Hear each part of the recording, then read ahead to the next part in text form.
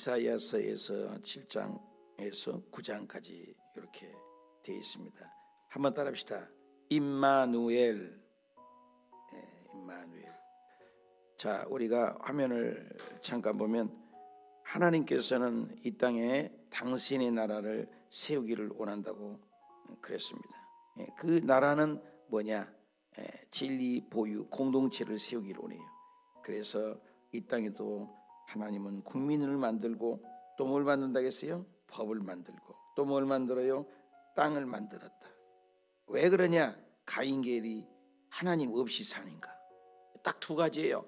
하나님을 믿냐 안 믿냐, 하나님을 왕으로 인정하냐, 내가 왕이냐. 그래서 인본주의와 하나님의 왕사와 대립되는 거예요. 우리 마음에도 바울 선생인 끊임없이 우리 마음에 갈등이에요. 하나는 영의 생각이고 하나는 육적인 생각입니다. 물론 땅의 것을 우리가 필요하지만 이렇게 두 가지가 있어요. 그래서 가인 계열은 힘의 논리예요. 파워 게임이란 말이에요. 칼의 힘이죠. 무력의 힘이에요. 무기를 사용해요. 이건 세상의 논리예요. 누구를 죽여야 내가 사는 논리죠. 그러나 예수 믿는 것은 그렇지 않죠. 그래서 하나님의 진리 보유 공동체를 세우기를 원한 거예요. 이 땅에. 그것이 모델 국가예요. 그것이 이스라엘이라는 거죠. 이스라엘 나라를 통해서 하나님은 전 세계에 하나님은 시퍼렇게 살아계시다. 이걸 드러낸 거예요. 그 이스라엘이 우리가 영적인 이스라엘이 되는 거예요. 보이는 나라도 있지만 우리 예수 믿는 사람이 똑같은 영적 이스라엘인 거죠. 그래서 사사기를 거쳐 사무엘상에서 다윗이 모델이 왕을 설정을 한 거예요. 다윗이. 그래서 다윗의 왕통이 이어가기를 원하는 거예요. 창세기부터 읽을 때 그냥 읽으면 안 돼요. 그래서 구약의 왕사를 보면 굉장히 길지만 거기에서 끊임없이 북쪽은 19명의 왕, 9왕조가 바뀌어요. 북이스라엘이죠. 남유다는 안 바뀌어요. 끊임없이 신락같이 다윗의 피가 흘러요. 그래서 신약에 딱 와서 하시는 말씀이 마태복음 1장 1절. 아브라함과 다윗의 자손 누구예요? 예수예요. 그래서 이게 연결이 되는 거예요. 그래서 성경을 통전적으로 볼 줄 아는 관목이 있어야 된다는 거예요. 그냥 읽으면 안 돼요. 성경은 고전이고 그냥 읽어서 해석되는 책이 아니에요. 그래서 이런 논리를 알고 성경을 봐야 한다. 근데 그때 당시에 이제 한 사람이 드러납니다. 이 구약의 이제 왕사에서 갈라지는 얘기가 솔로몬 통해서 나오죠. 중간에는 아합 왕 얘기예요. 그래서 아합 왕도 하나의 모델이에요. 이것은 악의 모델이죠. 하나님이 없는 불신의 모델인 거예요. 그래서 이 아합 얘기를 쭉 써는 거예요. 그래서 계속 얘기, 아합의 길이냐 다윗의 길이냐 이걸 얘기를 하는 거죠. 그런데 계속 북방이 먼저 말을 안 들었어요. 북이스라엘 10지파죠. 이게 망하게 되는 거죠. 그 망하게 된 얘기가 여기에 나오는 거죠. 그래서 그것을 예언한 거죠. 그래서 북방이 하나님을 없이 사는 것들은 어떻게 한다? 망하는 얘기를 해주는 거죠. 망하는 얘기를 예언선을 하는 거예요. 예언선은 계속 망한다는 얘기. 하나님 없이 사는 망한다. 그리고 그 아수르 제국이 있었지만 아수르 제국도 망한다는 거죠. 누구에게? 바벨론에게. 근데 바벨론 제국도 망해요. 메데바사에게. 메데바사도 망해요. 누구에게 망해요? 헬라에게. 헬라 제국도 망해요. 누구에게? 헬라 제국도 로마 제국에게 먹히게 되는 거죠. 그래서 그때 당시 이렇게 아수르 제국이 컸지만 이 제국주의라고 그러잖아요. 그래서 아수르 다음에 또 어떤 제국이 있어요. 제국들은 계속 흘러갑니다. 그래서 이 아수르 제국에 누가 있다고? 바벨론, 신바벨론이라고 하죠. 이 바벨론이 제국이죠. 이것도 바벨론 제국 다음에는 메데바사가 제국이었었죠. 메데바사 제국 다음에는 그 알렉산더 유명한 헬라 제국이죠. 헬라 제국 다음에 누구예요? 로마 제국 때 누가 오셨어요? 예수 그리스도가 오셔서 오늘 역사가 이루어지는 거죠. 이런 그 역사의 관점을 볼 줄 알아야 된다. 그래서 여기에 보면은 왼쪽에서 세 번째 이렇게 보면은 여기가 메소포타미아, 그죠? 여기가 이스라엘을 얘기하는 거거든요. 근데 요 뚱뚱해지는 것은 먹히는 거예요. 그렇죠? 자, 굵어지죠. 그래서 아수르 제국이 바벨론 제국과 함께 가는 거죠. 이게 제국이 커지는 거예요. 이 제국을. 그래서 이 제국이 이렇게 신바벨론이 뭐죠? 이 신바벨론이 이제 이 누구에게요?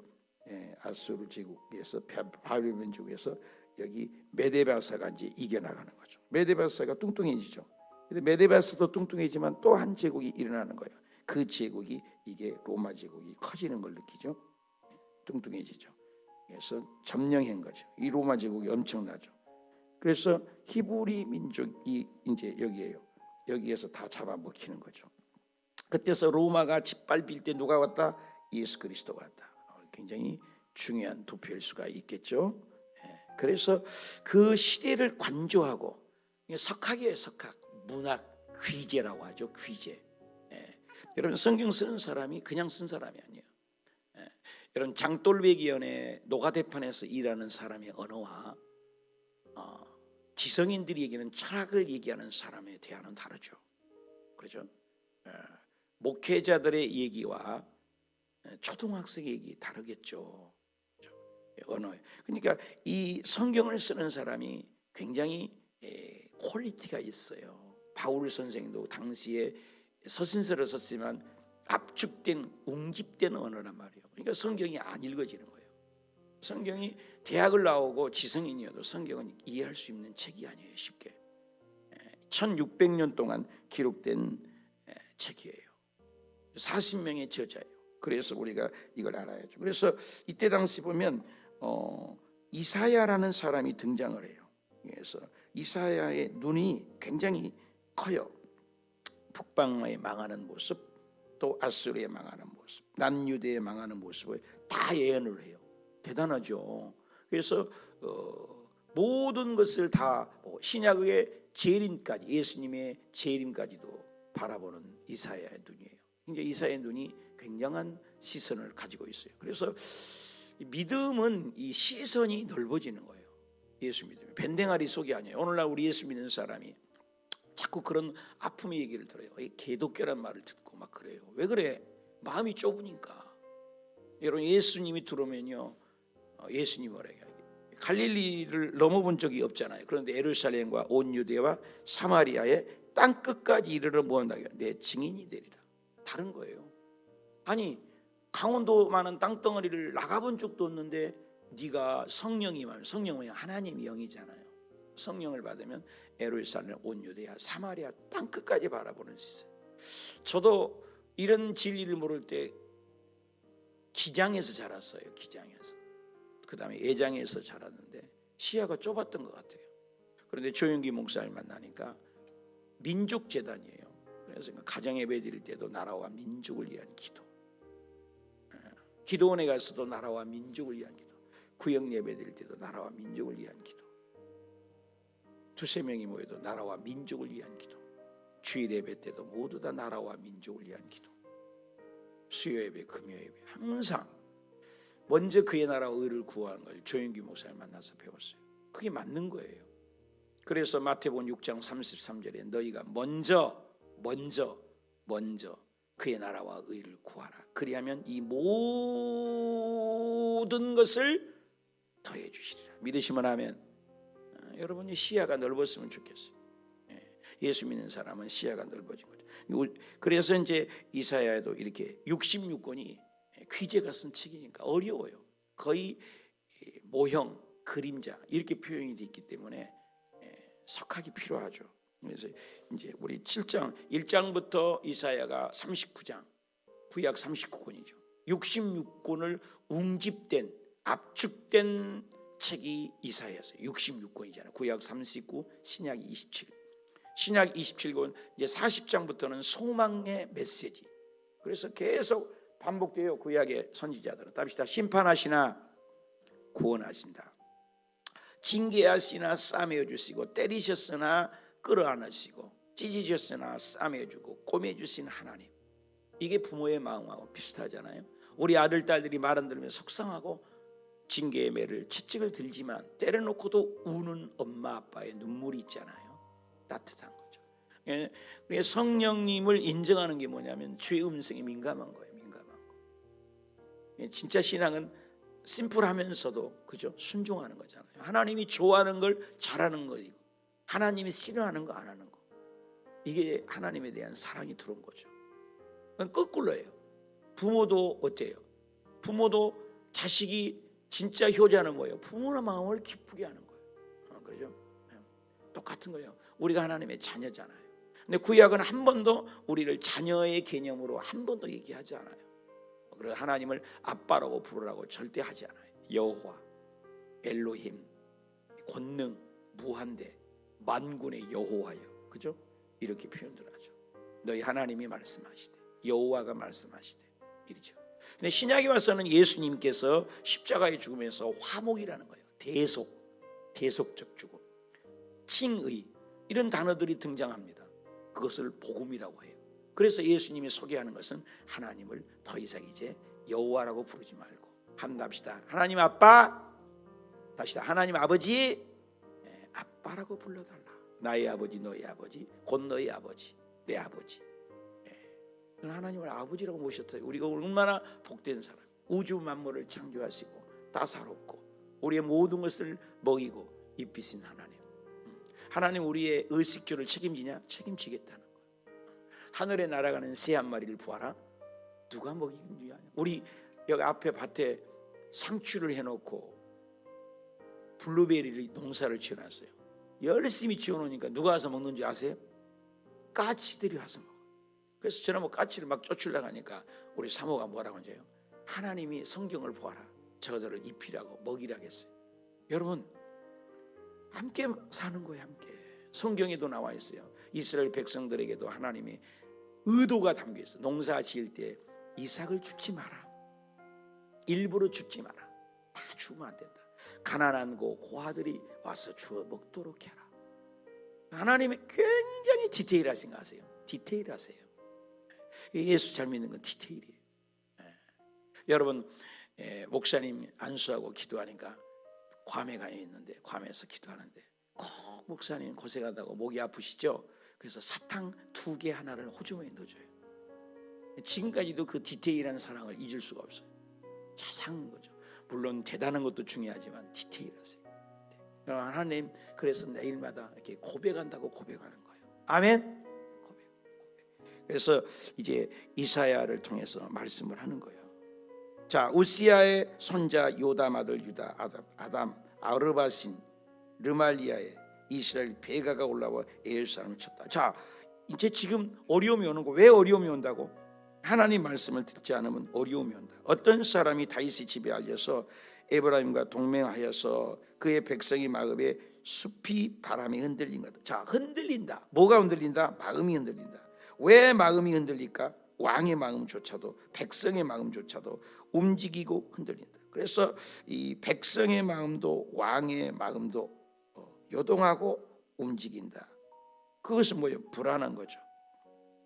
자, 이런 불안함이 왜 올까요? 두려움이 오는 거죠. 그래서 옆에 나라에서 연합해서 이제 유다를 친다고 하니까 두려움이 온다 그 말이죠. 자, 4절 볼까요? 너는 조용히 하라. 이 신들은 너희는 부지깽이가 구루터기에 불과하니 두려워하지 말며 낙심하지 말라. 자, 하나님은 두려워하지 말라. 그래서 구원의 근심 외에는 두려워하지 말라. 근데 적군의 구루터기예요. 이 구루터기에 불과하다. 이것은 적군을 상징하는 얘기거든요. 그것 아무것도 또 부지깽이 뭐예요? 타다 남는 거잖아요. 아무것도 아니다. 골리앗이 크죠. 그런데 다윗의 눈에는 하나님의 성령의 감동된 눈에는 뭐예요?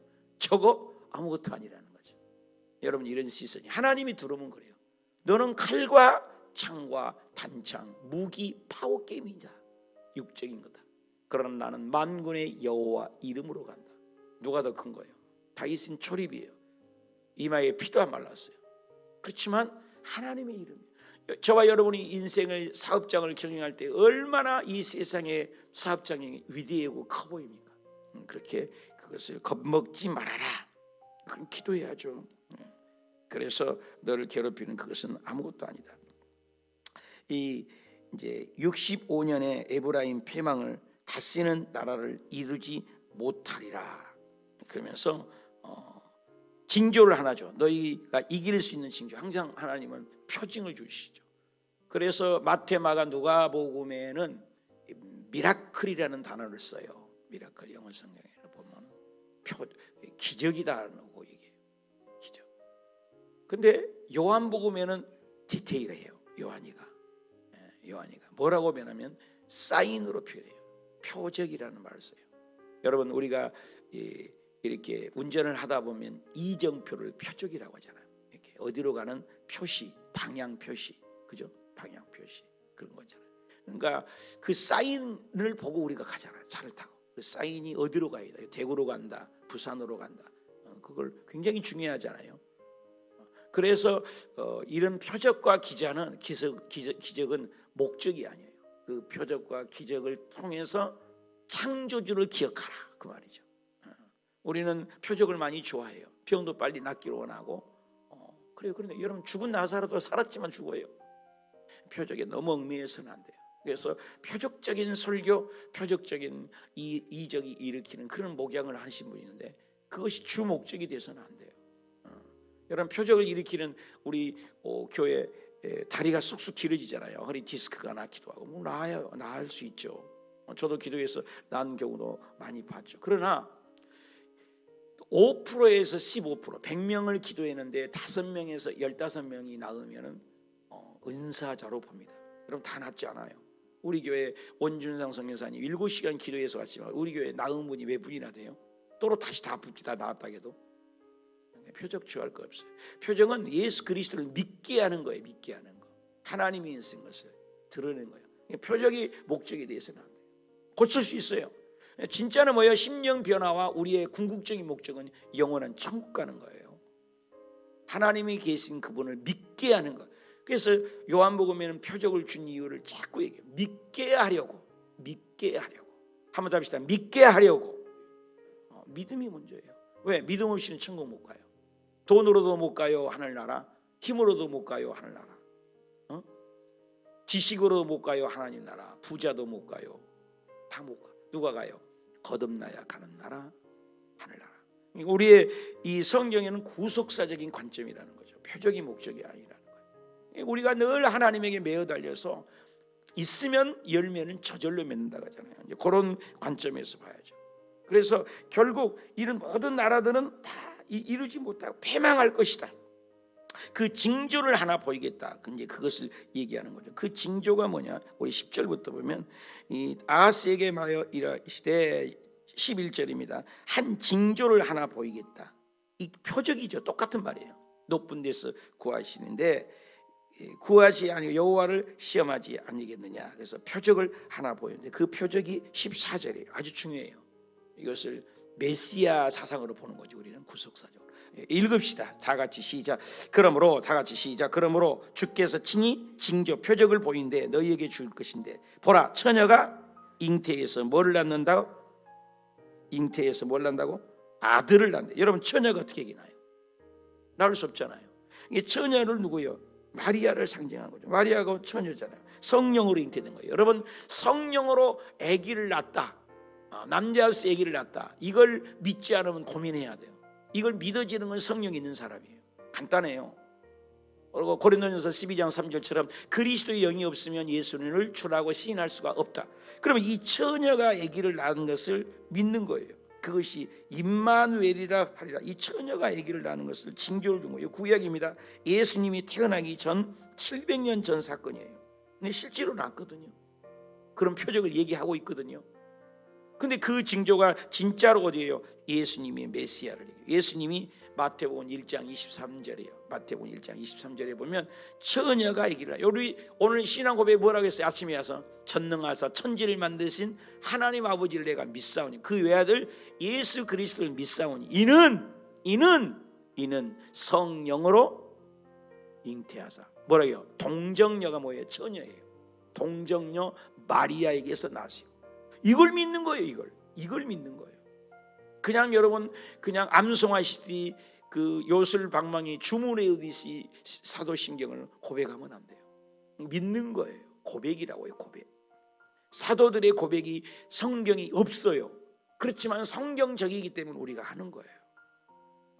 굉장히 중요합니다. 그래서 이 고백, 그래서 예수님이 오셔서 정말로 엉킨 것을 빠따를 먹고 젖을 빨고 꿀을 먹으리라. 예수님이 인본주의로 인간으로 오신다. 예수님이 누가복음 1장 2장 52절이잖아요. 예수님이 이 땅에 자랄 때 하나님과 사람에게 더욱 사랑스러워 가시더라. 예수님은 균형이에요. 균형. 이 심리학에 공부하면 그 8가지 유형 다이어그램이 나와요. 애니어그램이라는 것이 있어요. 사람의 성품. 어떤 사람은 외형적이 강하고 어떤 사람은 내적으로 강하고 어떤 사람은 표현을 잘하기도 하고 어떤 사람은 표현을 잘 안 하고 성품이 다 달라요. 여러분이 앉아있지만. 네, 그래서 사이클이 전부 뒤죽박죽 들어갔다 나갔다 그래요. 이 원형이다 그래요. 근데 예수 그리스도만은 8가지 유형이 완벽하신 분이다 이렇게 표현을 해요. 예수님은 창조주예요. 인간의 예수님보다 큰 모델이 없죠. 그래서 우리가 교회 와서 예수 그리스도를 바라보는 거예요. 설교할 때도 예수 그리스도를 바라보는 거예요. 우리가 사업할 때도 예수 그리스도를 붙잡는 거예요. 근데 그걸 엉뚱하는 거 보고 목사에 초점을 맞추고 구역장님에게 초점을 맞추고 사람에게 초점 맞출 때 그것을 시험 들었다 그러는 거예요. 시험 들었다. 초점이 잘못된 거예요. 하말티아, 하마르티아. 초점이 나간 거예요. 관역에서 빗나가 버렸다는 거예요. 우리가 정확해야 돼요. 활을 쏠 때 정확한 표적으로 가야 되는데 표적이 엉뚱한 데로 날아갔어. 하말티아, 빗나간 거예요. 왜? 하나님 우리를 만드신 목적, 아이덴티티, 정체성이 뭐예요? 하나님의 영광이라는 거. 그걸 반추해요. 리플렉트 하라는 거예요. 거울처럼. 달이 반사체예요? 발광체예요? 반사체잖아요. 달은 빛이 없는 거예요. 우리 근데 달이 왜 빛이 있어요? 거울이라고. 거울. 우리도 거울이에요. 우리를 볼 때 누구를 봐요? 하나님으로 볼 수 있어야 된다는 거예요. 우리 말, 우리 행위, 우리 액션, 우리 모든 삶이 누구를 드러내기를 원한 거예요? 하나님. 그래서 영광하라, 영광하라. 그리고 웨스트민스터 신앙고백 제1조가 뭐예요? 인생의 궁극적인 제1법칙이 뭐냐? 하나님을 영화롭게 하라. 여러분, 하나님을 영화롭게 하는 자마다 뭘 준다는 거예요? 기쁘고 즐거움을 준다는 거예요. 여러분, 우리 기쁨과 즐거움이 없는 건 하나님께 영광 못 돌려서 그러는 거예요. 우리 식당에다가 요즘에 글씨를 띄워버렸는데 고린도전서 10장 31절 너희가 먹든지 마시든지 all everything 무엇을 하든지 하나님의 영광을 위하여 하라. 그죠? 자, 이거 하나님의 영광을 위하여. 그래서 예수님은 하나님과 사람에게 더욱 사랑들어서라. 균형 잡힌 신앙이에요. 어떤 사람은 예배는 잘 드려. 근데 삶은 엉망이에요. 어떤 사람의 관계는 잘해. 예배는 잘 빠져요. 그런 사람들이 많아요. 균형과 조화. 참 이 하모니라는 것이 좋은 거죠. 그러면서 표적을 준다. 예수님의 메시아 사상. 그 엄청난 지금 회오리밤과 두렵고 떨리는 가운데도 하나님께서는 처녀가 아이라서 징조를 주시다. 그래서 예수님이 이 땅에 오셔서 이렇게 젖과 꿀을 식물을 먹고 자랄 그분이 오실 것이다. 누구다? 예수 그리스도의 메시아죠. 8장도 역시 마찬가지예요. 이사야 아들들에서 아수르가 침략할 것을 얘기하거든요. 침략. 그래서 이사야 8장 우리 5절 볼까요? 5절. 여호와께서 다시 말씀했어요. 다시 말씀하셨어요. 이 백성이 천천히 흐르는 실로와 물을 버리고 르신과 루반 아들을 기뻐하느니라. 그러므로 내가 흉용, 그렇죠? 하고 장일한 큰 하수가 있다. 경고죠, 경고. 큰 하수. 아수르 왕과 그의 모든 위력으로 그들을 뒤덮을 것이라. 그 골짜기를 모든 골짜기에 차고 모든 언덕이 흘러 유다야에 들어가서 가득하여 목에까지 미치리라. 임마누엘이여 그가 펴진 날개 내가 가득하리라. 그래서 임마누엘 하나님이 임재하게. 그렇게 패망한 가운데도 하나님이 뭐하겠다? 함께하겠다. 여러분, 요셉이 팔려갔잖아요. 근데 하나님이 함께하니까 결과는 좋은 거예요. 여러분, 우리의 사업장 직장에 임마누엘 해주면 되는 거 아니에요? 임마누엘. 여러분, 끊임없는 저도 기도 제목이 임마누엘. 하나님이 함께해 주세요. 그렇죠? 바울이 그렇게 1차, 2차, 3차 선교 여행 중에서도 핵심이 뭐예요? 하나님이 함께한 거야. 저와 여러분이 저 사람은 하나님이 함께하는 사람이다. 패망 속에서도 하나님이 함께. 우리 10절 볼까요? 너는 함께 개가 함께 끝내 시행되지 못하리. 이는 하나님이 우리와 함께하리라. 아무리 그들의 계획이 대단해도 그들은 패망하리라. 우리 하나님이 함께하는 우리가 이기리라. 그래서 네가 할 일은 두려워하지 말라. 하나님이 함께하기 때문에 두려워할 것이 없다. 두려워하지 말고, 한번 더 합시다. 두려워하지 말고 놀라지 말아라. 우리에게는 많은 어려움입니다. 그런데 그들은 끊임없이 사탄 마귀를 섬기고, 어떤 사람들이 말하기를 주절거리고 속삭거리고 신접한 자와, 이렇게 하나님이 함께 이렇게 하면 안 되잖아요. 마술사, 그렇죠? 이런 단어들이 등장하면 안 되죠. 하나님께서 구할 것이 아니냐, 산자를 위하여 죽은 자에게 구하겠느냐, 하나님을 구하라. 그래서 종교적인 타락을 얘기하죠. 타락, 그죠? 그래서 변하는 좋아, 변질은 싫어. 그래서 우리가 할 일은 하나님에게 매어 달려야 되는데, 그렇게 살지 못하면 너희들은 저주거리가 되기 때문에 제발 그렇게 살지 말라는 간곡한, 이 땅으로 헤매고 곤고하며 21절에 굶주릴 때에 격분하며 자기의 왕과 자기의 하나님을 저주할 것이며, 위를 쳐다보거나 땅을 굽어 환난과 흑암, 왜 와요? 고통, 흑암뿐이라. 심한 흑암 가운데 쫓겨 들어가리라. 하나님에게 매달리지 않으면 결과는 뻔한데 왜 그 길을 가는가? 참 이스라엘 백성들이 그렇죠. 근데 우리의 삶도 그렇잖아요. 여러분, 솔직한 얘기로 알고 지은 죄가 있어요, 없어요? 있다고요. 분내지 말아야 하는데 분낸 적이 있어요? 있어요. 정말로 예배에 집중하고 전도하고 말씀으로 살아야 되는데 알면서 지은 죄가 있어요, 없어요? 있다고. 알고 지은 죄가 오히려 더 많아. 이거 똑같은 거죠. 제발 그렇게 살지 말라. 그렇게 죄를 계속 진책을 하는 거죠. 9장에도 보시오. 이 전에 고통받던 자들이 흑암이 없으리라. 옛적에는 여호와께서 스불론 땅과 납달리 땅을 멸시당하였거나 후에는 요단강 저쪽에 이방의 갈릴리를 영화롭게 하셨다. 이 스불론과 납달리 땅을 얘기하는데, 이 스불론과 이 납달리 땅이 어떤 땅이냐? 계속 점령하는 곳이에요. 그러니까 항상 멸시를 받아요. 제일 먼저 이스라엘의 북쪽에 쳐들어올 때는 스불론과 납달리가 짓밟히는 거죠. 짓밟히는 거예요. 그러나 하나님이 도와주시면 영화롭게 할 수가 있다라는 소망을 주는 것이죠. 그래서 2절에 흑암에 행하던 백성이 뭘 본다고요? 큰 빛을 보고 사망 속에 있었어요. 그죠? 우리는 사망. 그러나 그늘진 가운데 거주하던 자에게 뭐가요? 빛을 주신다.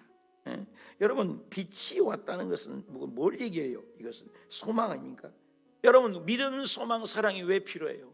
우리에게 이 땅의 절망 속에서 소망 있는 자는 살잖아요. 그래서 결국에는 좋게 되리라. 주께서 이 나라를 결국에는 어떻게 하겠다? 창성하게 할 것이다.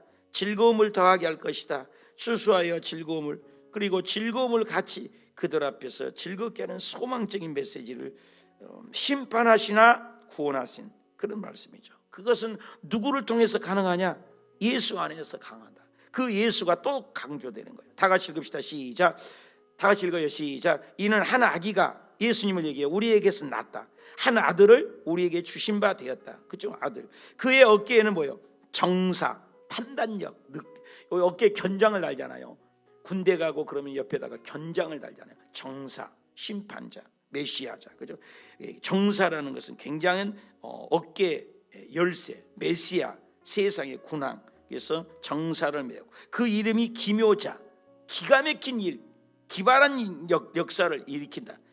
자연을 초월한 일을 만드실 분이다. 정사, 견주, 기묘자, 모사, 모든 상담에 능하신 분. 그죠? 완벽한 방법으로 우리를 해결하신 것이 모사예요. 이것은 알겠죠? 전능, 온전진짜 능하자, 못할 길이 없다. 영전하다. 시작부터 끝, 시작과 끝, 처음과 나중, 알파와 오메가, 영전, 평강. 예수 믿으면 특징이 뭐라고 늘 그래요? 기쁨이에요. 항상 기뻐하라, 쉬지 말라. 자, 이런 것들은 다 하나님만이 우리에게 줄 수 있는 거예요. 누가? 아이가 그렇게 준대. 아이가. 어떻게 아이가 줘? 그 한 아들이래. 누구요? 예수님이라는 거예요. 그러니까 우리가 교회에 와서 예수님을 만나면 이런 것들이 다 해결된다는 거예요. 놀라운 예언의 말씀이군요. 심판하시나 구원하신다. 그리고 7절 다 같이 시작. 그 정사와 평강이 더함이 언더는 거예요. 무궁, 궁극적인 이 말은 건 영원하다는 거예요. 이 정사와 평강이 궁극, 영원하다. 다윗이 보세요. 꼭 다윗이 등장하죠. 그 다윗의 왕조를 통해서 누가 온다? 예수님이에요. 그 나라를 군림하고 굳게 세워서, 그래서 다윗 시대가 가장 땅을 많이 차지했어요. 그리고 영원이라는 단어를 어떻게 쓸 수 있어요? 정의와 공의로 보존할 것이라. 만군의 여호와의 열심, 하나님의 열심이 이것을 이루리라. 그래서 이런 모든 우리가 삶 속에 격동할 일이 있고 힘들 일이 있고 좌절할 일이 있지만 이 메시아 사상이라는 거예요. 한번 더 합시다. 심판하시나 구원하신다. 이스라엘 백성들이 지금 그 하나님 말씀대로 살지 않아요. 우상을 섬겨요. 그럼에도 불구하고 하나님은 메시지를 주는 거예요. 소망의 빛을 주는 거예요. 한 줄기의 빛을 주는 거예요.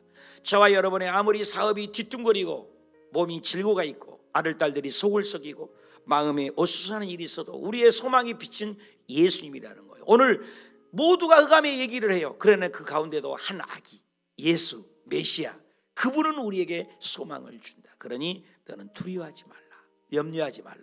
오늘도 그 영광이 여러분의 발걸음에게, 여러분의 일터에 그대로 나타나는 예수 그리스도는 히브리서 13장 8절에 어제도 오늘도 영원히 동일하신 그분께서 구약에 이렇게 약속했던 그것이 신약에 100% 이루어진 그 역사가 저와 여러분은 오늘도 지금 나의 삶의 현장 속에 십자가에 죽으시고 그리고 부활하신 찬란한 눈부신 영광이 그대로 재현되고 그대로 나타나는 것이 신앙이라고 하는 거예요. 신앙, 신념이 아니에요. 그 신앙이 오늘도 여러분의 웃음 속에서, 말 속에서, 발걸음 속에서, 사업터에서 그대로 재현되어 한 줄기의 빛의 소망 예수 그리스도의 영광으로 찬란하게 드러나고 잘되고 형통하고 먹장구름은 제껴지고 안 되는 것은 되어지고 막힌 것은 뚫어지고 눌린 것은 자유하고 질병은 치료되고 절망은 소망으로 슬픔은 기쁨으로 여러분의 기도는 응답으로 폭포수와 같이 쏟아지는 역광이 임하시기를 축복합니다.